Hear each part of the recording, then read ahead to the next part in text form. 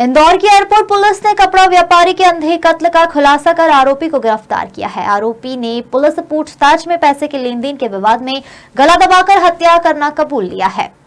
इंदौर के aerodrome police द्वारा कपड़ा कारोबारी सचिन चोपड़ा के अंधे कत्ल का खुलासा करते हुए एक आरोपी को गिरफ्तार किया गया।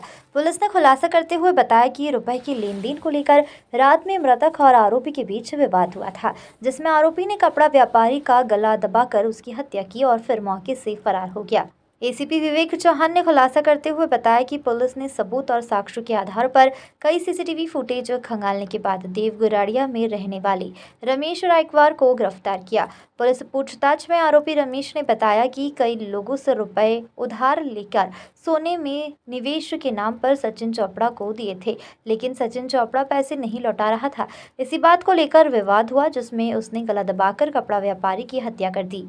दिनांक 5 तारीख को अभी जो है थाना एरोड्रम पर आवेदक राकेश साहा के द्वारा रिपोर्ट लिखाई गई थी कि उनका साला जो घर पे रात्रि में सोया था और सुबह जो 11:30 के करीब उन्होंने देखा तो वो बेहोशी हालत में है। पुलिस के द्वारा मौके पर जाकर देखा गया, उसकी व्यक्ति की मृत्यु हो गई थी।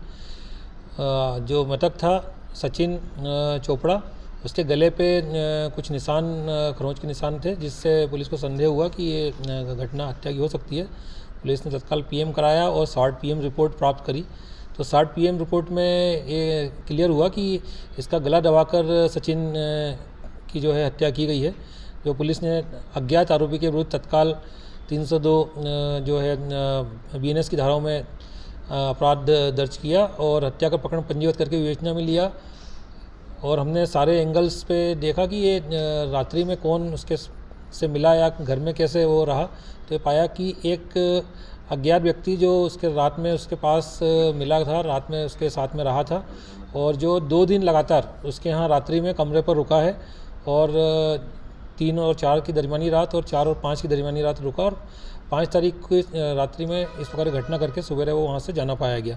पुलिस ने आसपास के सीसीटीवी फुटेज और अन्य तकनीकी साक्ष्य के आधार पर जब इसकी जांच की तो कई हमारे फ्रंट खुले, कई सस्पेक्ट जैसे लोग रहे जो हमको चौराहे पर ऐसा लगा जिसके मिलते जुलते हुलिये के लोग समझ में आए। तो हमने अलग अलग जो सस्पेक्ट थे उन सभी को एंगल पे फ्रंट और बैक साइड से दोनों एंगल पे किधर से आया किधर गया, इस प्रकार से हम लोगों ने सारा तकनीकी साक्ष्य के आधार पर और अन्य साक्ष्य के आधार पर उसकी जांच की। तो करीबन 200-250 कैमरे देखने के बाद में पुलिस ने जो है आरोपी को सस्पेक्ट किया और सस्पेक्ट व्यक्ति की तलाश करके उसको पकड़ा। पूछताछ करने पर आरोपी जो है रोहित रायकवार, इसने अपना अपराध पूछताछ पर स्वीकार किया और इसने बताया कि ये पिछले 3 साल से मृतक से संपर्क में था और इसका पैसे का व्यापार के रूप में निवेश इसने कर रखा था मृतक से। जो पहले जो है सोने में निवेश के नाम पर ये पैसे देता था, उसके बदले में उससे जो है 10% 20% का निवेश पे फ़ायदा इस प्रकार से इसको देता रहा। बाद में उसको और अधिक संख्या में पैसे इसने निवेश के लिए दिए और इसने लगभग 40-50 लाख रुपए इसको देना मृतक को बताया है। जो करीबन 1 साल से पैसे का इसको न तो रिटर्न किए थे, न इसको जो भी पहले निवेश से फ़ायदा मिलता था वो दे रहा था। तो इसकी लगातार मांग के दौरान इसने जो है दिनांक 3-4 की दरमियानी रात उससे मिला, तो यह और वह मृतक दोनों साथ में रुक गए और साथ में ही रहे। इन्होंने आपस में समलैंगिक संबंध भी बनाए और लगातार 2 दिन तक इसने पैसे की मांग करी, पर वो पैसे उसने दिए नहीं। तो इसने आवेश में आकर फिर उसके बाद में 5 तारीख को उसको जो है गला दबाकर इसको मौत के घाट उतार दिया। पुलिस ने पहले जांच में बताया था कि डेटिंग ऐप से इसको बुलाना पता चला था। नहीं, ऐसा डेटिंग ऐप की जानकारी तो नहीं आई थी, लेकिन यह है कि सभी एंगल्स पे हम लोग तलाश कर रहे थे और ये संभावना थी क्योंकि मृतक का जो मोबाइल है वो आरोपी लेकर चला गया था, तो हमको वो एंगल अभी उससे मिल नहीं पाया था। फिर हमने इसके कॉल डिटेल्स वगैरह का एनालिसिस किया, सीसीटीवी फुटेज का एनालिसिस किया। मैंने बताया कि कई एंगल्स पे हम लोगों ने काम किया था, कई अलग अलग लोगों को सस्पेक्ट किया था जिनके आधार पर हमने उसको फॉलोअप किया और एंगल मतलब आरोपी के को जीरोइंग करते करते हमने अन्य जैसे एक ऑटो से सस्पेक्ट जाता रहा दिखा एक सस्पेक्ट, तो उसको भी हमने फॉलो किया। एक बाइक पे जाता दिखा, उसको फॉलो किया। एक पैदल जाता दिखा जो मिलते जुलते हुलिया के थे। ये तो ये शादीशुदा था या गे था? ये दोनों जो है समलैंगिक संबंध में रहे थे, 2 रात जब रहे हैं, और ये दोनों जो है समलैंगिक संबंध बनाए हुए पाए गए हैं। नहीं, शादी हो चुकी थी सचिन की? बच्चे हाँ, थे, परिवार? शादी हो चुकी, शादी है, बच्चे हैं। उसकी परिवार जो है मायके गया हुआ था, तो अभी सचिन जो है अकेले था। उसकी दादी जो है वो साथ में रहती थी, वो अलग कमरे में नीचे थी, तो ये किसी को जानकारी में नहीं आ पाया था कि कौन व्यक्ति इसके साथ में आया है, कौन रुका है। आसपास के लोग भी नहीं पहचानते थे, इसीलिए ये थोड़ा सा मामला बड़ा टिपिकल हो गया था।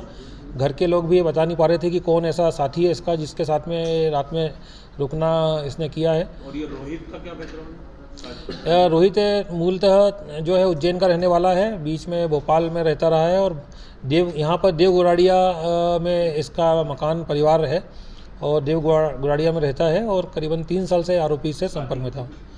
इसकी अभी शादी नहीं हुई है। उम्र क्या है दोनों की? लगभग 35 साल इसकी है, और उसकी लगभग 40 साल रही होगी मृतक की, 30। ये इसने अपने मित्रों से, दोस्तों से, रिश्तेदारों से उधार लिया हुआ था। जैसा मैंने बताया कि पहले इसने उसके साथ में जो काम किया, तो उस कार्य में इसने जो भी पैसे लगाए, तो पैसे के एवज में उसको काफ़ी दिनों तक 1-2 साल से संपर्क में था, इसको पैसे देता रहा, वो फ़ायदा देता रहा, तो इससे उसको विश्वास बना रहा।